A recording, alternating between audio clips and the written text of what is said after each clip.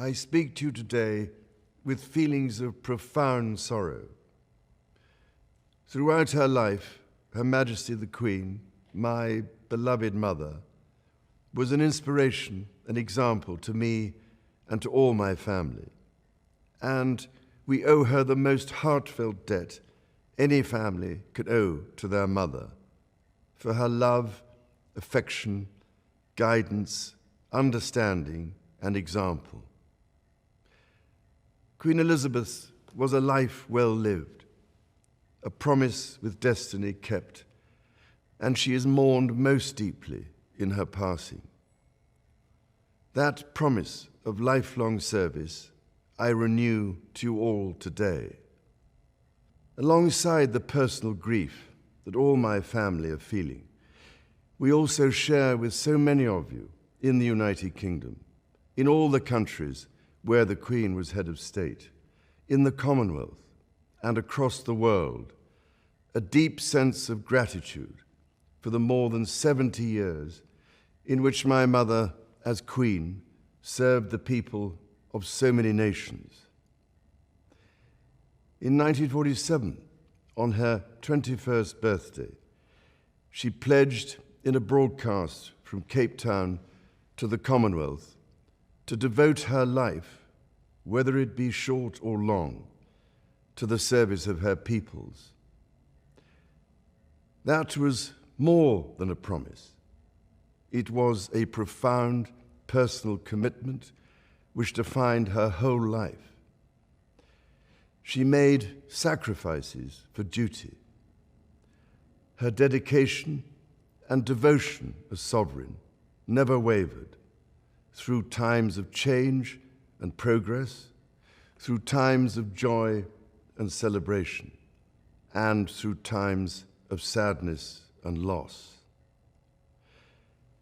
In her life of service, we saw that abiding love of tradition, together with that fearless embrace of progress, which makes us great as nations.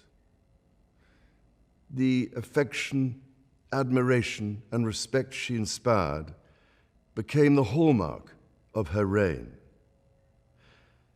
And as every member of my family can testify, she combined these qualities with warmth, humor, and an unerring ability always to see the best in people. I pay tribute to my mother's memory, and I honor her life of service. I know that her death brings great sadness to so many of you, and I share that sense of loss beyond measure with you all.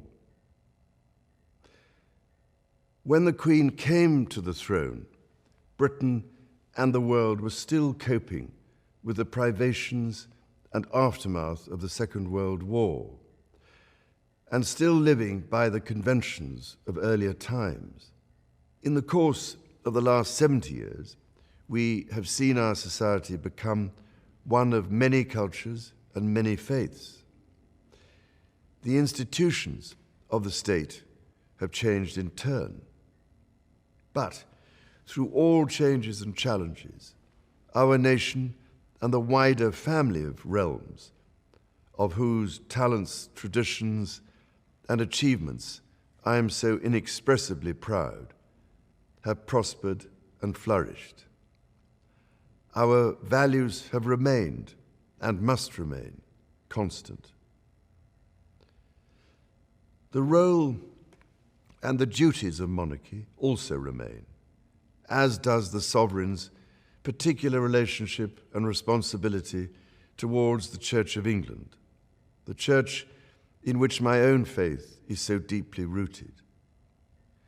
In that faith and the values it inspires, I have been brought up to cherish a sense of duty to others and to hold in the greatest respect the precious traditions, freedoms, and responsibilities of our unique history and our system of parliamentary government. As the Queen herself did with such unswerving devotion, I too now solemnly pledge myself throughout the remaining time God grants me, to uphold the constitutional principles at the heart of our nation. And wherever you may live in the United Kingdom, or in the realms and territories across the world, and whatever may be your background or beliefs, I shall endeavor to serve you with loyalty, respect, and love, as I have throughout my life. My life will, of course, change as I take up my new responsibilities. It will no longer be possible for me to give so much of my time and energies to the charities and issues for which I care so deeply. But I know this important work will go on in the trusted hands of others. This is also a time of change for my family. I count on the loving help of my darling wife, Camila. In recognition of her own loyal public service since our marriage 17 years ago, she becomes my Queen Consort. I know she will bring to the demands of her new role the steadfast devotion to duty on which I have come to rely so much.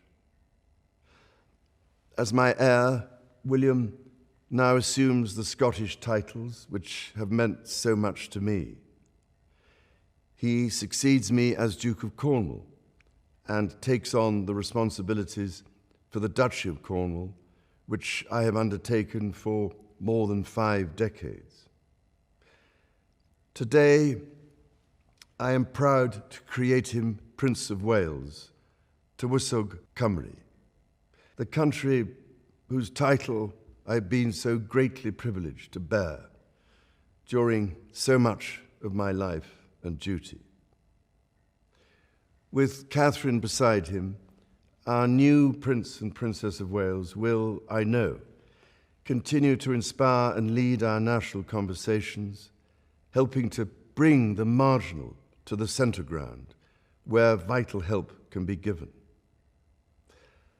I want also to express my love for Harry and Meghan as they continue to build their lives overseas. In a little over a week's time, we will come together as a nation, as a Commonwealth, and indeed a global community, to lay my beloved mother to rest. In our sorrow, let us remember and draw strength from the light of her example. On behalf of all my family, I can only offer the most sincere and heartfelt thanks for your condolences and support. They mean more to me than I can ever possibly express. And to my darling Mama, as you begin your last great journey to join my dear late Papa, I want simply to say this: thank you. Thank you for your love and devotion to our family and to the family of nations you have served so diligently all these years. May flights of angels sing thee to thy rest.